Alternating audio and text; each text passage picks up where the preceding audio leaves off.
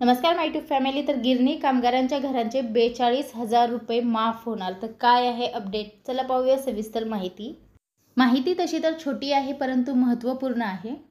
गिरणी कामगारांच्या पनवेल येथील घरांचा ताबा देताना म्हाडाने आकारलेला देखभाल खर्च माफ करावा यासाठी राष्ट्रीय मिल मजदूर संघाने सातत्याने प्रयत्न केले। याबाबतचा प्रस्ताव गृहनिर्माण मंडळाने सरकारकडे मंजुरीसाठी पाठवला असता त्यापैकी 1 वर्षाचा 42,000 रुपये देखभाल खर्च माफ करण्यात आला असल्याचे म्हाडा उपअधिकाऱ्यांनी राष्ट्रीय मिल मजदूर संघाला मंगळवारी म्हणजे 6 तारखेला कळविले आहे।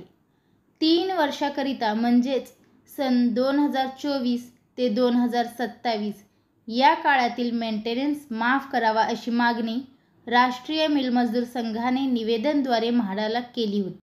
गिरणी कामगार कृती संघटना आणि राष्ट्रीय मिल मजदूर संघाच्या वतीने या प्रश्नावर आंदोलनही छेडण्यात आले होते।